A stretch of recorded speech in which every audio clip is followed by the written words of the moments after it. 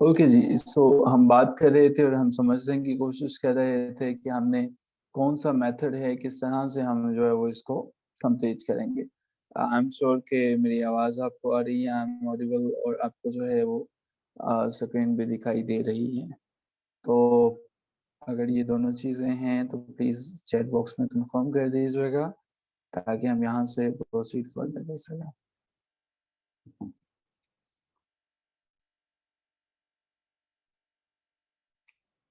Okay.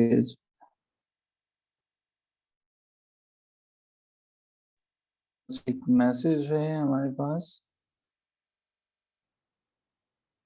इकरा शहजादी ने कहा है कि इनके अंदर फर्क क्या है। अच्छा देखें, इसके अंदर फर्क है एक्सप्रेशन का। ठीक है, एक्सप्रेशन का।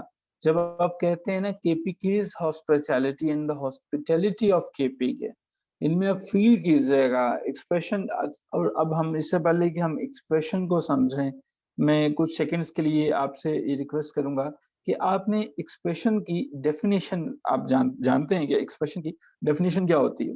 एक्सप्रेशन को जब भी हम डिफाइन करते हैं तो ये एक्सप्रेशन, इसकी कुछ ना कोई तारीफ भी होती होगी। हम अक्सर कहते हैं कि एक्सप्रेशन एक्सप्रेशन एक्सप्रेशन, ये होता क्या।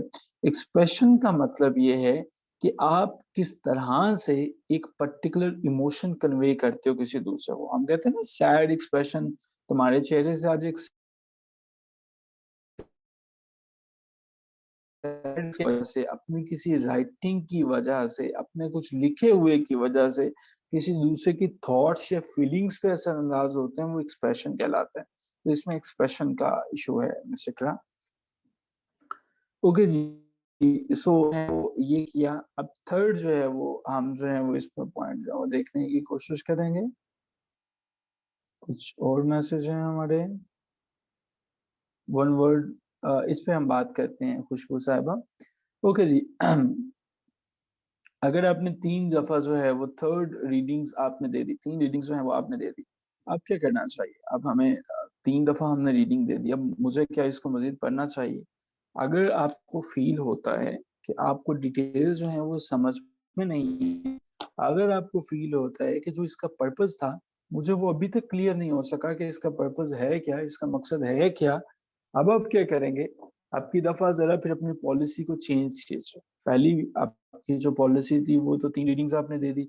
अब की दफा जो पॉलिसी आपने चेंज की, वो पॉलिसी आपने ये चेंज की कि अब आप इस पूरे के पूरे पैसेज को सेंटेंस बाय सेंटेंस लीजिए।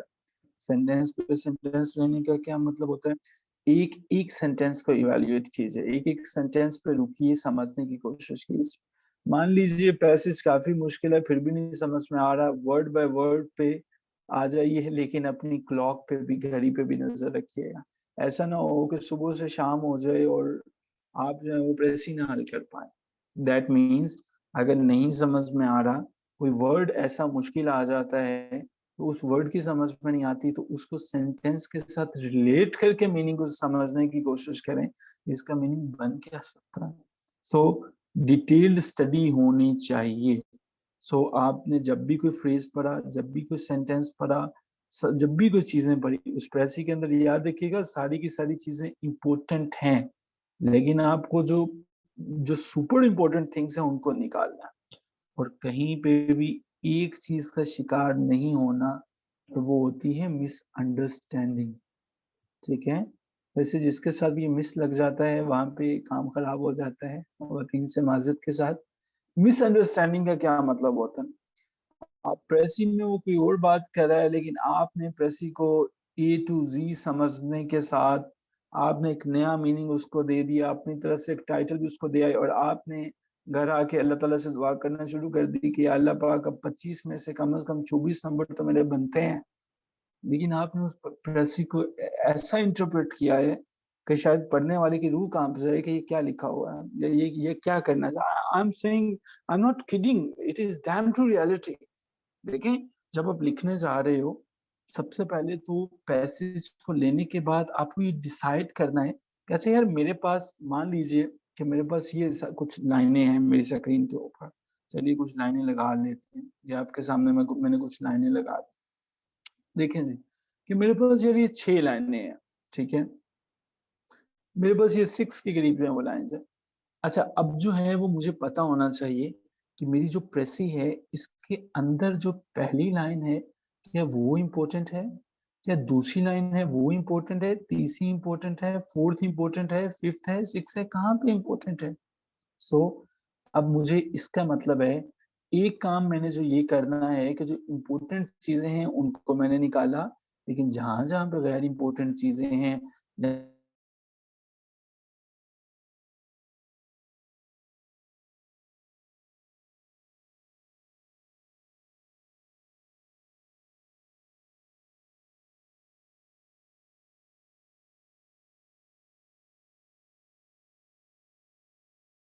ये समझ में आया ये चीज़ें जो हैं वो? यहाँ तक यहाँ तक क्लियर है जो चीज़ें हैं? Please answer this question in the chat box. क्या आपको यहाँ तक क्लियर है जो चीज़ें हम समझाने की कोशिश कर रहे हैं? बच्चा जो है वो तमाम के तमाम वो बच्चा तमाम के तमाम काम जो है वो कर लेता।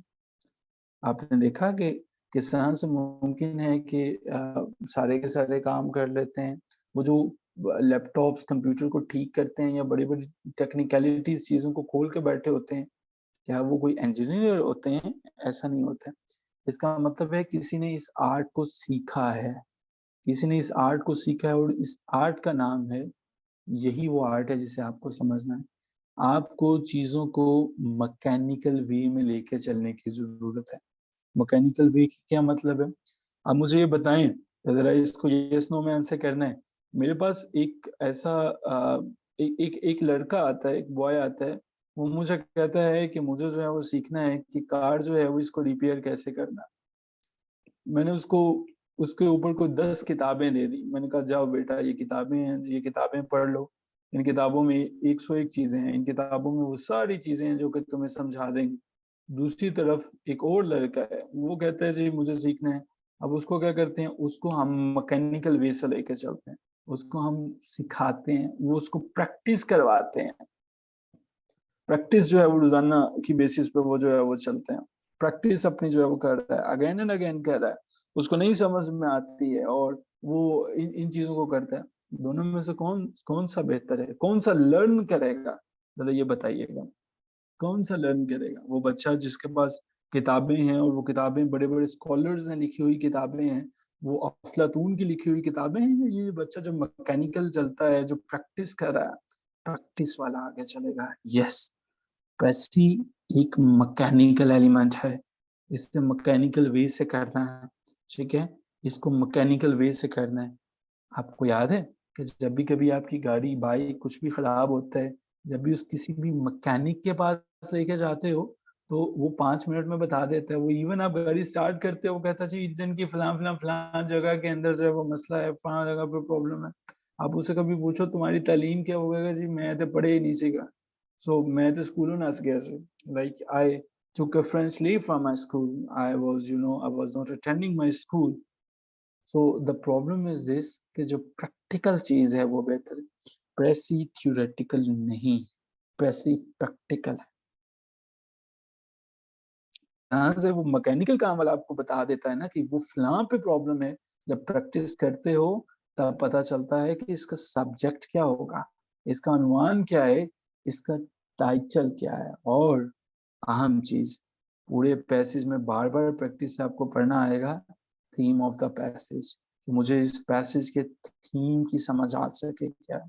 सो आपको ये चीज़ें पता चलेंगी और फिर आपको पता चलेगा अच्छा यार क्या चीज़ें इम्पोर्टेंट हैं और क्या अनइम्पोर्टेंट हैं। आप प्रेसी 4 सेशंस लेते चले जाओ। अंटिल अनलेस आप इसकी प्रैक्टिस करोगे नहीं, अंटिल अनलेस आप इसको देख